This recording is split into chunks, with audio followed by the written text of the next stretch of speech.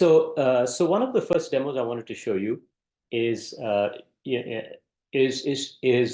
terms of using generative AI to improve the productivity for low-code developers.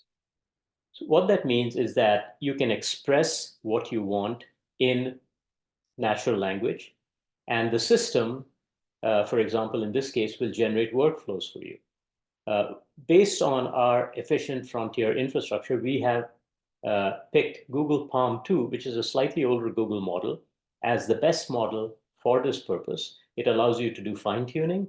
It allows you to do, it is very responsive, much faster than some of the other more well-known models, and it has, it's available at a very low unit cost.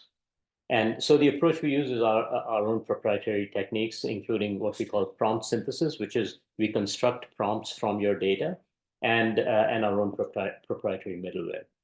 And this is the industry's first generative AI workflow builder. So I'm going to show you how this works. So let me jump into another screen and just give you a visual of our, this is what our low-code workflow builder looks like. At the moment, it's an empty canvas. So what I'm going to do is copy this particular set of instructions, which is to create a workflow for a travel booking process. We explain, what we should do in terms of what are the steps involved in the workflow and all of that. And so I'm just going to type that in. So in this case, so you can think of Ranjit, sorry to interrupt you, but would you mind just maximizing the left side of the screen a tiny bit? Oh, just so that it becomes. Sure. Here we go. Perfect. All right. So I'm just going to hit return on this. And so what's going on is that we have, we've submitted a natural language description of a particular kind of workflow that we'd like to have. And what the system has done is it's creating a it's created this on the fly for you with a bunch of different steps. So you'll see that, we just indicate this rather sketchily in the description we gave, but we said select destination, choose dates, book flights, etc. And the system has done a few things that are interesting. First of all, this workflow is relatively linear, so it's built a linear workflow. But in addition, the system has also figured out which parts of these need user input as designated by the purple boxes, and which ones are actually services where you need to actually run some code or do some automation to make that thing happen. So there's that level of intelligence in the in the system, and I can show you another couple of examples. But before doing that, let me actually let me show you another example first. So let me come back here. I will. Sorry. I'm going to minimize this. Go back to my presentation. And try the next one, which I'm going to first show you in slideshow mode. But this is a much more complex prompt. This is for, you can say it's a lightweight loan origination system, but we've described what the loan origination system should have and all of these kinds of things. And so what I'm going to do is copy, paste this description into this. So let me open this again, full screen. Let me undo and clear what we have on this to get back to an empty canvas. Clear this. And I'm also going to choose GPT-4 as my model. Let me just type in this. I just copy pasted the entire text in here, and I'm going to let this go. So this takes a few seconds. And while that's going on, let me explain what we're doing here. So what we've done is we worked with Google to build this particular workflow generation application. We've created a custom model that understands workflows, that understands BPM, that understands BPMN, which is the underlying standard. Based on that, we take the prompts and we can send it to any model. Previously, I sent it to Google. I'm sending it to OpenAI at this point. The model returns an abstraction of the workflow. We then take that workflow and then using our middleware, we convert it to BPMN.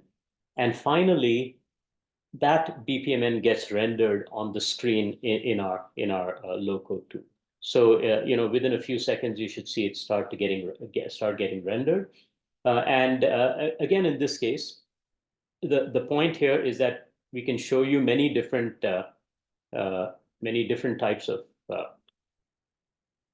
Let me just shrink this a little bit.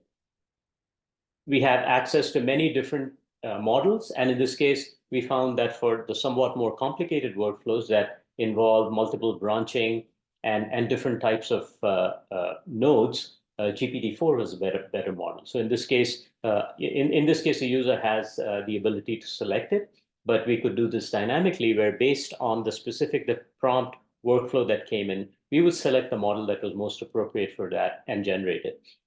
The downside of GPT-4, as you have observed, is that the performance is relatively slow compared to the Google model that we used previously. And the second point is that GPT-4 is significantly more expensive.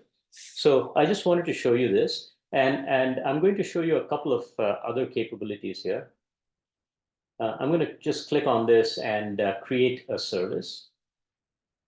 So let's say I want to create a service, and I'm just using an existing service for this. So this opens a new window, and I'm going to come back to this in a minute. And this shows you the code generation capabilities of the platform. I'm going to go back here, jump back into my PowerPoint presentation, and I'm going to write some code. As you can see, this is the code that I'm going to write. The first line of this code is specific to our Automate SDK. So we have created a custom tuned model for code generation that is tied to our SDK and our library and our packages. And then I'm going to call the ServiceNow API, create a ticket, take the incident ID from that, and write it into Salesforce. So that's the code that I need to write. So I'm just going to copy this. I'm going to come back into my code generation page, open it up, and paste that in here.